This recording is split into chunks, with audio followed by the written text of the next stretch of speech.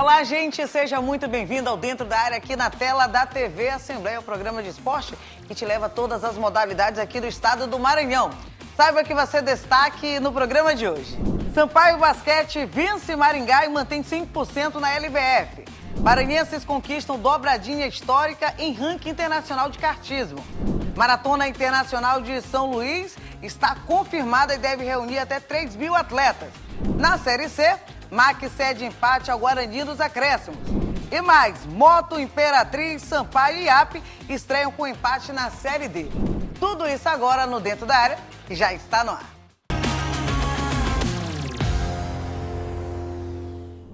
Oi, gente, seja muito bem-vindo ao Dentro da Área. A gente começa o programa, claro, acionando meu querido amigo Gregório Dantas.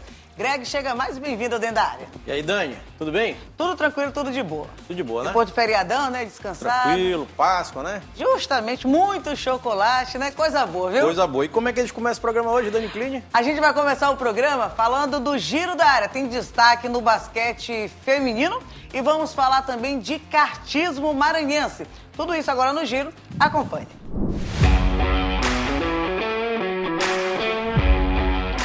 O Sampaio Basquete venceu o Maringá por 79-47 no ginásio Costa Rodrigues, pela Liga de Basquete Feminino. Com o resultado, a equipe maranhense chegou à quinta vitória em 5 jogos e permanece com 100% de aproveitamento na competição. Destaque do confronto para Isa Sangalho. Ela foi eleita a melhor jogadora da partida, com 13 pontos, 14 rebotes e 2 assistências. O Sampaio Basquete agora voltou à liderança da competição com 5 vitórias em 5 jogos. O próximo compromisso da equipe maranhense vai ser novamente em São Luís. A equipe enfrenta o Campinas na próxima quarta-feira, às 7h30 da noite. Destaques nas últimas temporadas do kartismo brasileiro, os irmãos Matias e Murilo Domingues conquistaram mais um feito inédito para o automobilismo maranhense.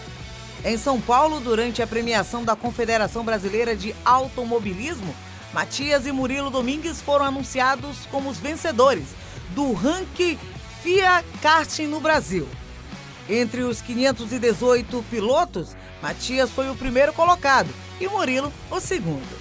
Criado em 2023, o ranking internacional reúne os principais pilotos do mundo e reforça o alcance global das conquistas de Matias e Murilo.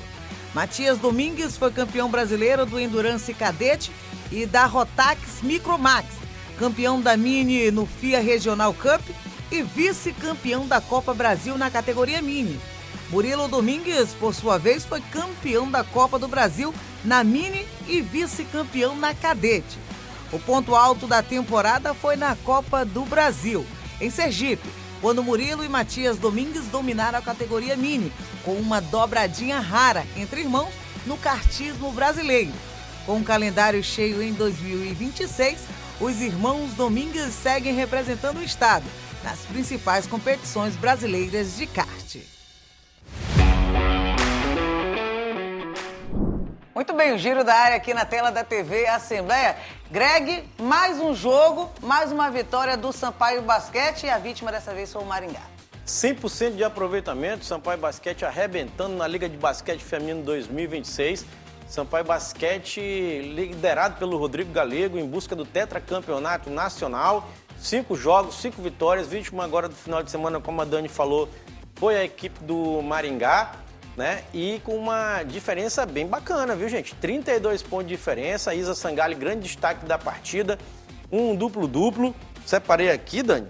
13 pontos, 14 rebotes, 2 assistências, MVP da partida. Então, assim, o Sampaio está sobrando na Liga de Basquete Feminino. É o líder com 5 vitórias em 5 jogos. É bom lembrar que a equipe do Unimed Campinas também tem 5 vitórias em 5 jogos. E, por sinal, vão se enfrentar agora, viu? Próximo confronto do Sampaio será justamente diante da equipe do Unimed Campinas. A partida está marcada para quarta-feira agora, dia 8, 7h30 da noite, no ginásio Costa Rodrigues. Então o Sampaio tem o seu jogo mais complicado até o momento na Liga de Basquete Feminino, o próximo. E Dani, logo depois... No domingo, quem teremos, Greg? César Araquara, domingo, dia 12. Então o Sampaio tem os 2 jogos mais difíceis desse momento, né? desse recorte da Liga de Basquete Feminino agora, são esses 2 jogos. Campinas, agora na quarta-feira, meio de semana, quarta-feira, exatamente, às 7h30 da noite, e domingo, dia 12, tem César Araraquara, Pedra no Sapato. Um horário bacana, né? 11 horas da 11 horas da manhã. Para a torcida maranhense e ajudar, empurrar, ser aquela sexta jogadora, a torcida maranhense, lá no Costa Rodrigues, até porque a gente sabe que o César é a Pedra no Sapato na vida do Sampaio. Agora a gente sai do giro e vamos falar da Maratona Internacional de São Luís, que vai acontecer no mês de julho. A repórter Larissa Madeira traz os detalhes. A Maratona Internacional de São Luís já está com a data marcada para o dia 26 de julho deste ano. E a competição vem embalada depois de um sucesso na primeira edição no ano passado, estreando o percurso de 42 quilômetros aqui na capital maranhense.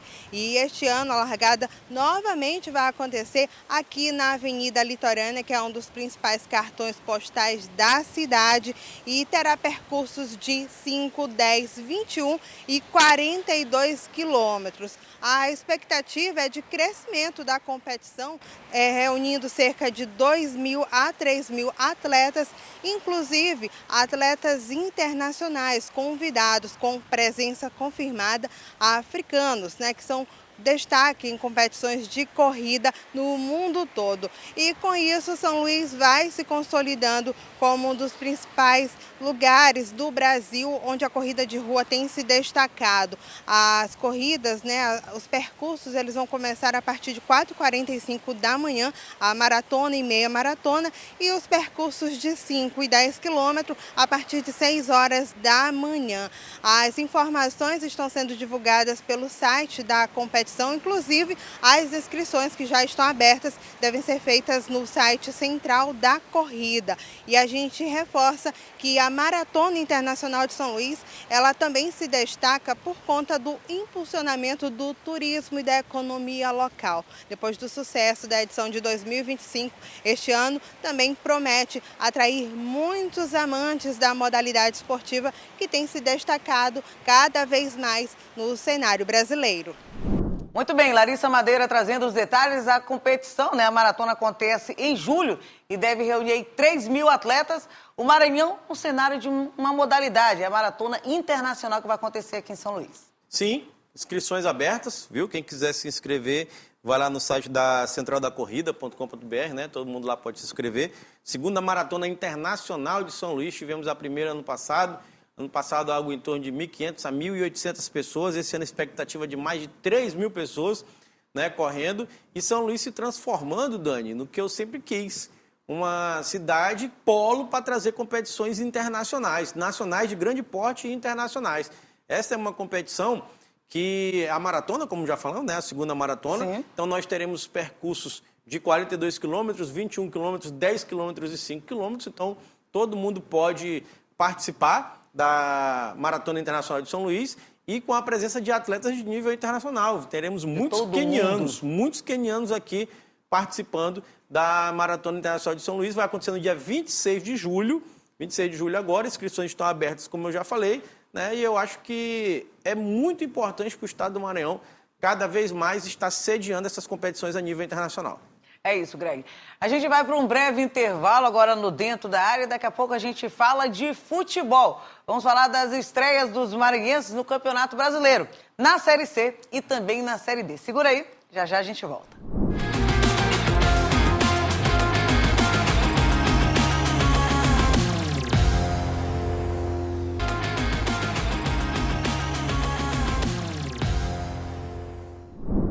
De volta com o Dentro da Área aqui na tela da TV Assembleia. Está na hora da gente falar de futebol. Vamos falar de estreia. A gente começa falando de Série C. O Maranhão Atlético Clube recebeu no estádio Castelão nesse fim de semana a equipe do Guarani. Carla Bianca esteve presente e traz os detalhes. O MAC empatou com um golzinho ali no final, nos acréscimos da equipe do Guarani. Acompanhe. O Maranhão começou com empate a caminhada na Série C do Campeonato Brasileiro. Jogando em casa, no Castelão, a equipe ficou no 1-1 com o Guarani, em uma partida marcada por equilíbrio e emoção até os minutos finais. Depois de um primeiro tempo sem gols, o Maranhão voltou melhor na etapa final e abriu o placar aos 31 minutos com Luiz Gustavo.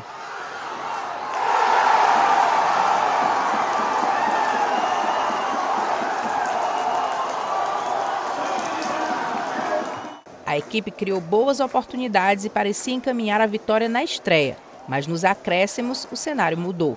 Em jogada pela lateral, a bola bateu na mão do Tibúrcio dentro da área e o árbitro marcou pênalti. Guilherme Parede cobrou, o goleiro Jean ainda defendeu, mas Herbert apareceu no rebote para empatar a partida. A avaliação da torcida resumiu a estreia do Maranhão Atlético Clube. A gente jogou muito melhor do que eles. Não no primeiro tempo, mas no segundo tempo a gente começou a mandar no jogo e tal, conseguimos gols.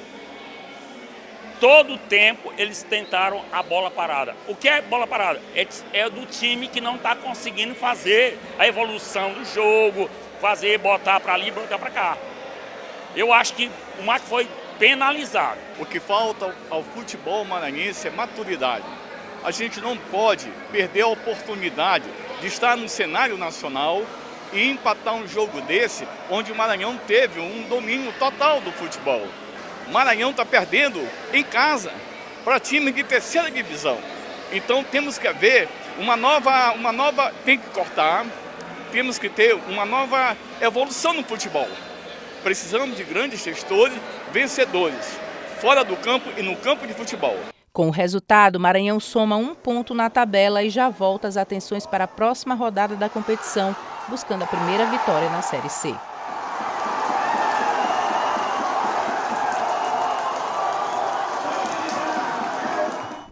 Muito bem, Greg e Carla Bianca esteve presente no Castelão. Que placar chato para o Maranhão, que ali nos minutos finais estava saindo com os 3 pontos e acabou sofrendo empate nos acréscimos, Greg. Infelizmente, né?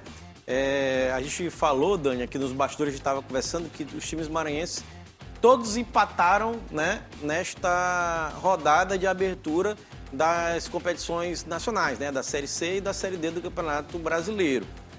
Eu acho, na minha avaliação, o empate mais doído foi esse. E foi? Foi o empate mais doído porque o Maranhão Atlético Clube estava com os 3 pontos na conta.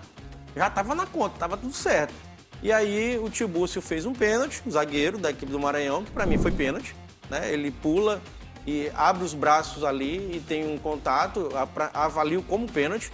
O atacante Guilherme Parede, né? Guilherme Parede do Guarani bateu o pênalti. Jean fez uma grande defesa, a bola ainda bate ali na trave.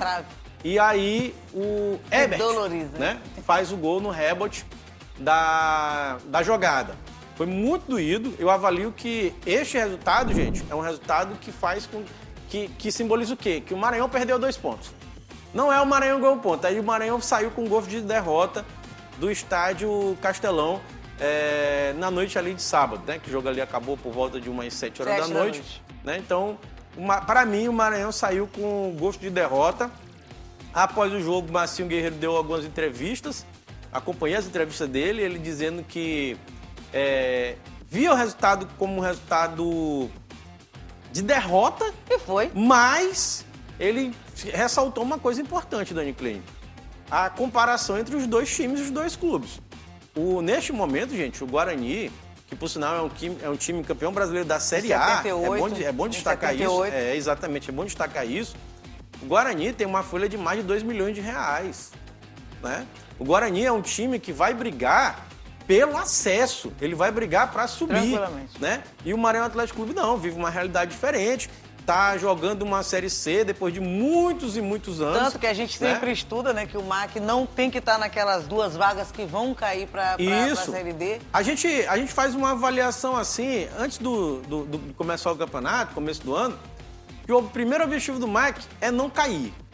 Depois, quem sabe beliscar ali uma vaga ali entre os 8, né, que vão se jogar os 2 quadrangulares da Série C do Campeonato Brasileiro. Depois é outro campeonato. O resultado é um resultado doído. Você empata em casa um jogo que estava ganho. E com uma coisa, o MAC jogou bem. O MAC, ao meu ver, foi melhor que o Guarani a maior parte do jogo. Sim. A maior parte do jogo. Então, assim, eu acho que deixa uma esperança, deixa um sinal positivo para a torcida atleticana, apesar desse gol no finalzinho ser doído, né? Ser um balde de água fria. Foi dolorido pro Maranhão Atlético Clube. Inclusive, no meio da semana vai pegar a equipe do Imperatriz pela Copa do Nordeste. Já a gente traz esse...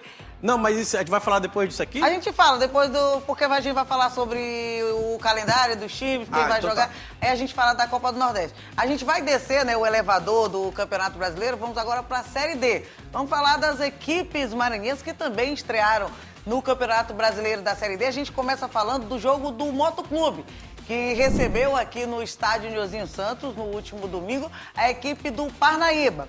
As duas equipes não vivem um bom momento dentro e fora de campo, vive um momento difícil também extracampo, e a equipe do Motoclube junto com o Parnaíba acabou saindo o resultado em 1-1. Um empate, mais um empate na competição, e a gente começa falando desse jogo, Greg, Moto e Parnaíba. Greg, o torcedor motense, saiu pilhado do Nhozinho Santos.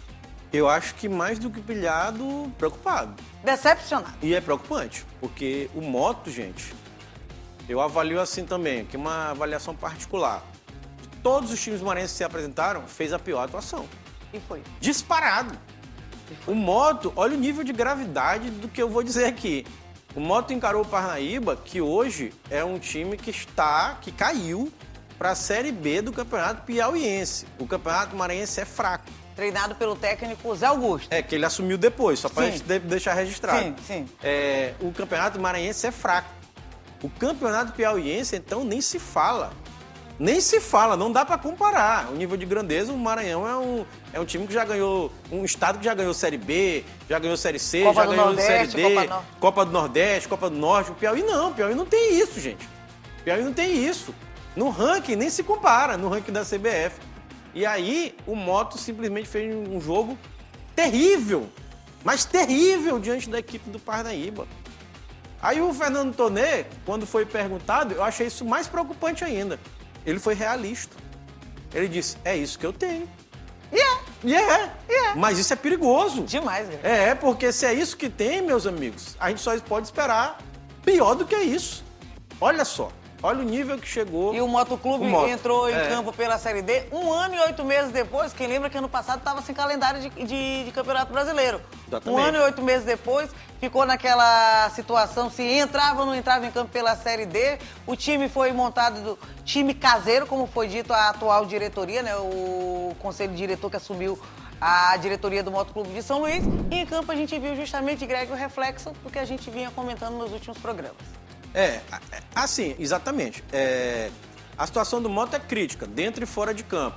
O Tonê foi bem realista, o que é preocupante, porque ele relatou, ele fez um retrato da atual realidade do Moto. Isso aí é difícil, porque a realidade do Moto hoje é péssima. O Parnaíba mandou no jogo, primeiro tempo, segundo tempo... Primeiro tempo podia ter feito 2, 3 gols tranquilo, o Parnaíba. No segundo tempo, o Parnaíba parou de agredir o Moto, mas mandando no jogo. E aí, o gol do Parnaíba saiu no primeiro tempo, já no final do jogo. O Fernando Tonê fez algumas alterações. O Jojo, que entrou no segundo tempo, entrou muito bem. Fez o gol do Moto, que garantiu... Foi mais na força de vontade do que da estrutura de jogo. Isso, que garantiu o empate, né, do rubro-negro aqui em São Luís. Para mim, o cenário do Moto é terrível, é triste. Eu não tenho esperanças com relação ao Moto, não. Tendo em vista... Veja bem claro, essa apresentação do primeira rodada. Entendeu, Dani? É isso. Agora a gente sai do Nhozinho Santos e vamos lá para o interior do Ceará. O Sampaio Corrêa foi visitar a equipe do Iguatu e deu o quê? Ninguém balançou as redes e mais um time maranhense saiu com resultado empate. Dessa vez, sem ninguém balançar as redes. Greg, o Sampaio viajou, foi em busca da vitória, mas voltou com um ponto na bagagem. O Sampaio Corrêa que teve momentos bons em campo, mas também não balançou as redes. Vamos lá.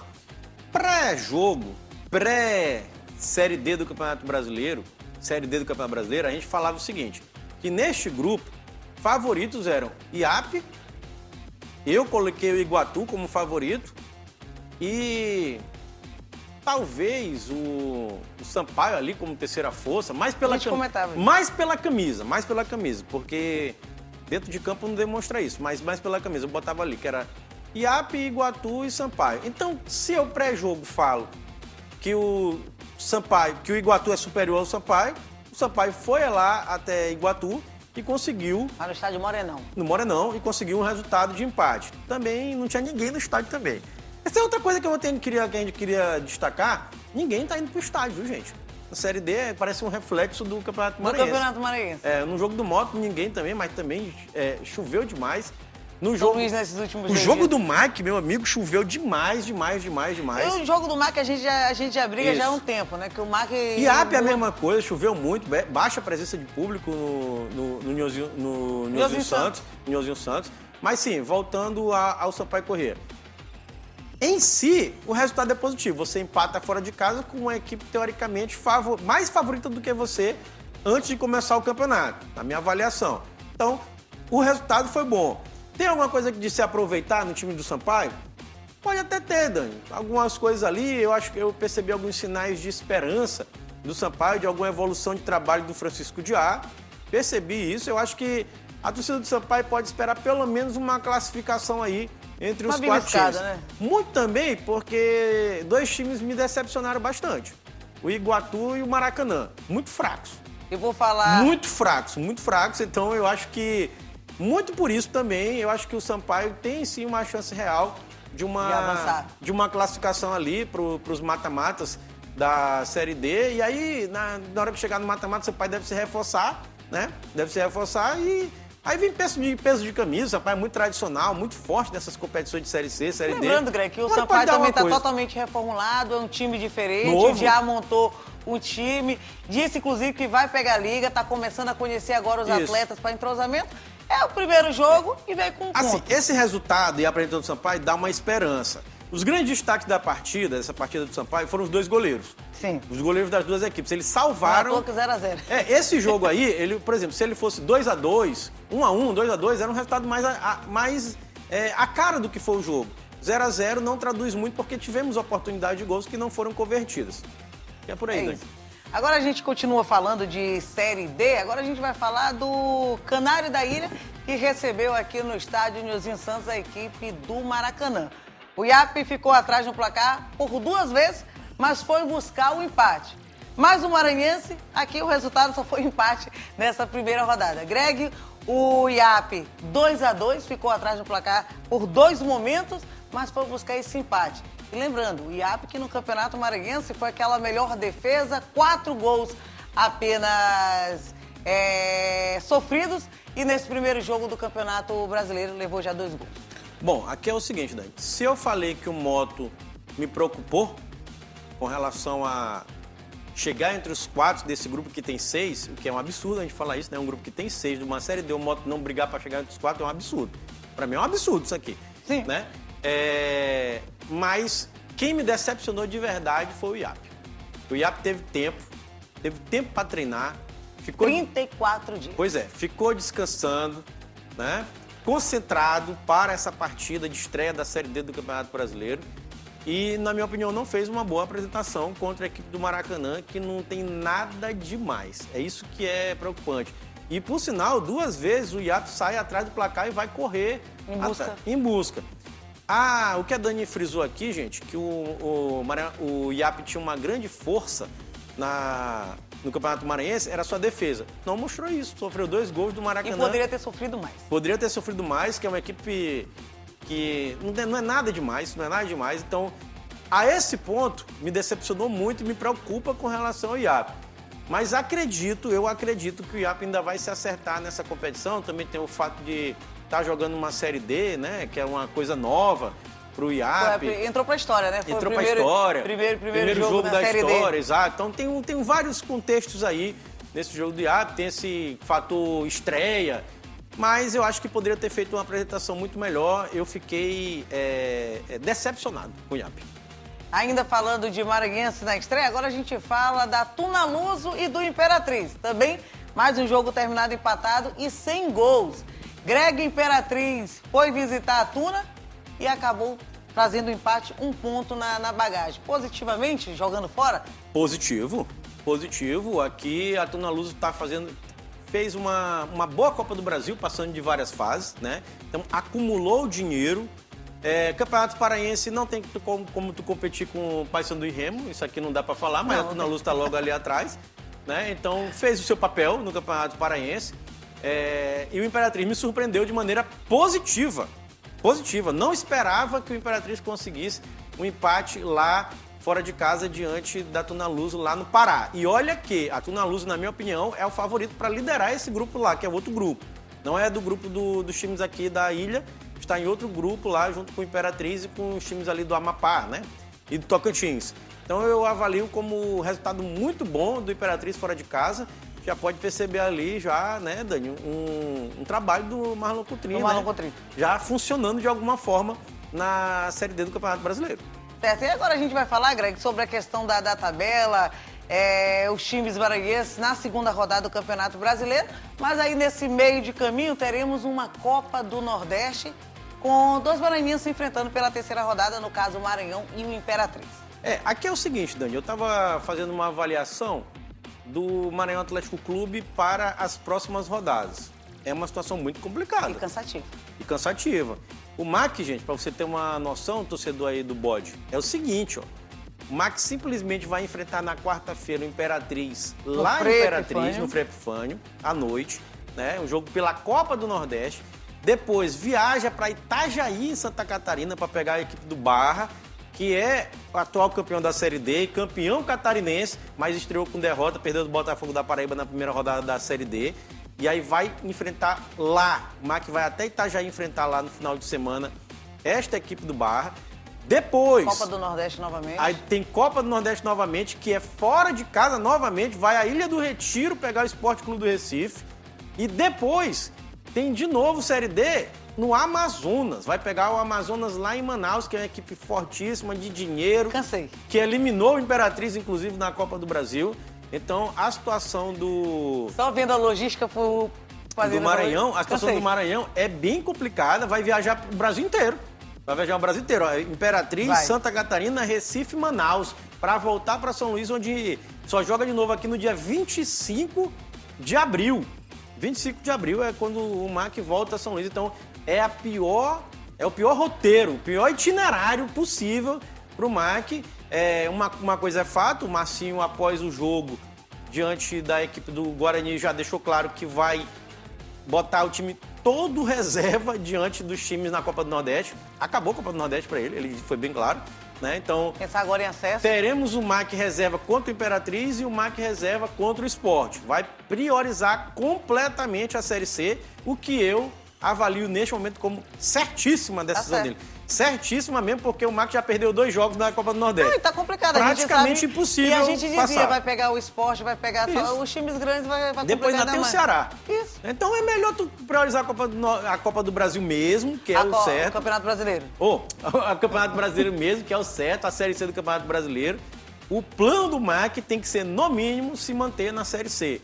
E para mim o Marcinho está correto nessa estratégia. E a gente só fala também agora dos jogos do Campeonato Brasileiro, que teremos a segunda rodada.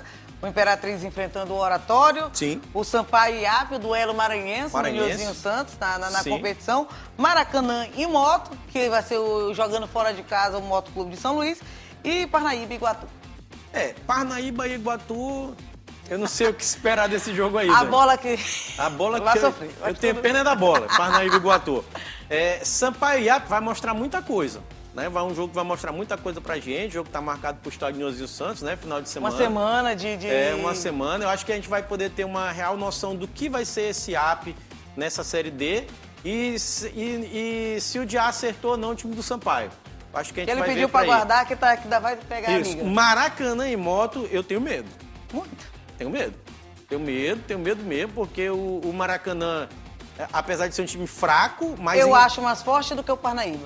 Claro que é. Não, aí justamente a gente já... Isso, e empatou aqui com o Iap, que é o campeão maranhense. Então, é um jogo que eu tenho medo do que pode acontecer. E Imperatriz e Oratório, Imperatriz tem que ganhar a equipe do Oratório. Tem que ganhar a Imperatriz do Oratório lá no Frei Epifânio da Badia, o jogo em casa, faz 4 pontos e começa muito bem a Série D do Campeonato Brasileiro, se acontecer isso. Certíssimo.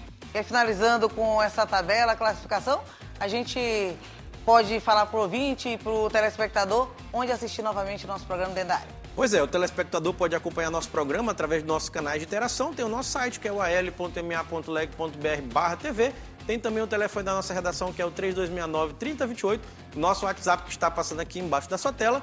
Lembrando que esse programa, Dentro da Área, tem reprise toda terça-feira às 7h30 da manhã e também às 2h da tarde. E lembrando também, novamente, que esse programa está completo no YouTube.